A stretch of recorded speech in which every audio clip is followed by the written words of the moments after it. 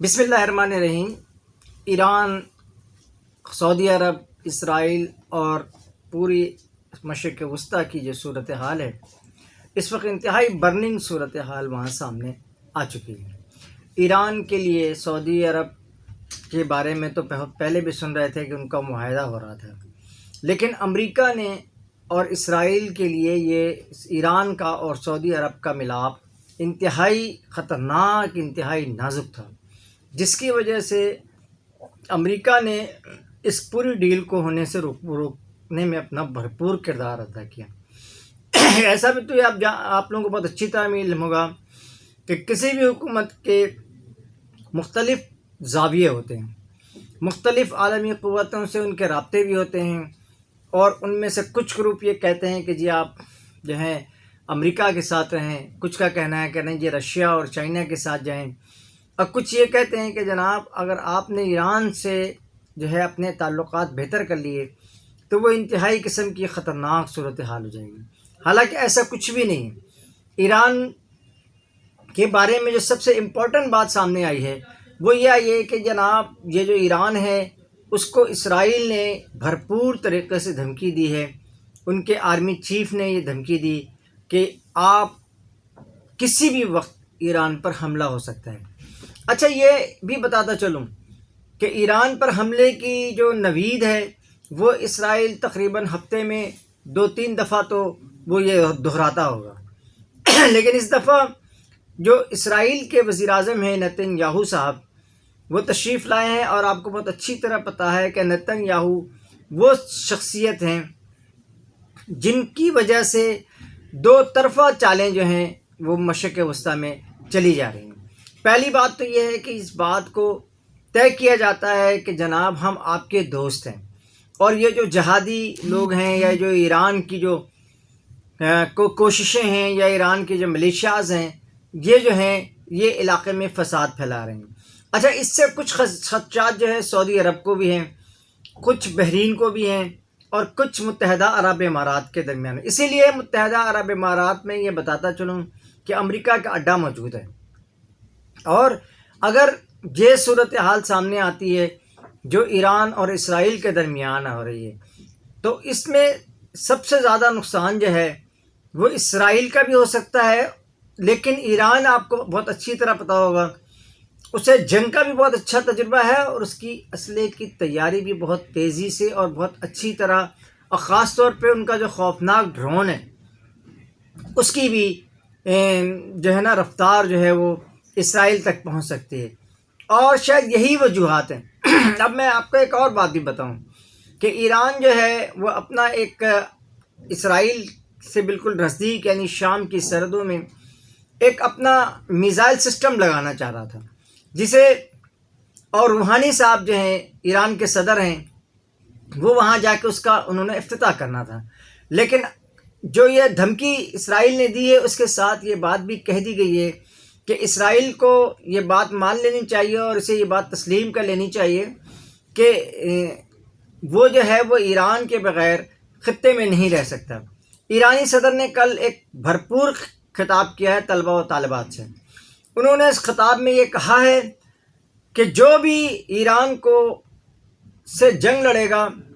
وہ خطے میں موجود نہیں رہے گا، لیکن روحانی صاحب نے جو اس سے بڑی امپورٹنٹ بات کی وہ یہ تھی کہ مشرق وسطیٰ کا امن جو ہے وہ صرف ایران سے نہیں ہے،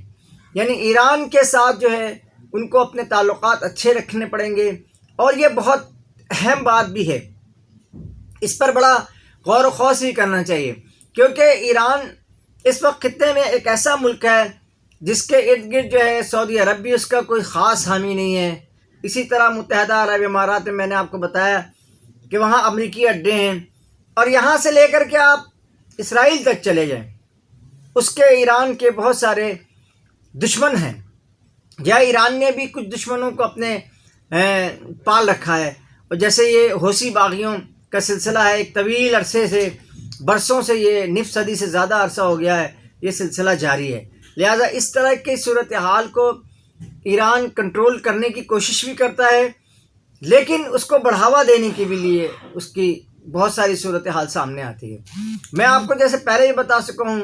کہ اب سے پہلی میں نے ایک ویڈیو کی تھی سستانی صاحب، جو علی سستانی صاحب، ان کے بارے میں آپ کو میں نے بتایا تھا کہ ان کو ایک رپورٹ دی گئی ہے جس میں مختلف مزارات اور لوگوں کی جو نقصانات ہوئے ہیں اور گھروں کی جو بربادی ہوئی ہے وہ بہت بڑی تعداد ہے، اور اس میں امریکہ جو تھا، امریکہ، روس، برطانیہ، یہ سب کے سب جو ہیں وہ ایران کے اتحادی تھے، اور دہشت گردی کو نام پہ شام کی اپوزیشن کو وہ مار رہے تھے، جس کی وجہ سے یہ ساری خراب صورتحال جو چلی ہے تو اب تک اس کا خاتمہ ممکن نہیں ہو سکا ہے۔ لہٰذا اس پوری صورتحال کو سامنے رکھتے ہوئے، اور دوسری بات میں یہ بات بھی کہنا چاہوں گا، مشرق وسطیٰ میں ایک بہت بڑا کردار پاکستان کا بھی تھا، لیکن اب کچھ عرصے سے پاکستان کا کردار مشرق وسطیٰ سے یکسر ختم ہو چکا ہے،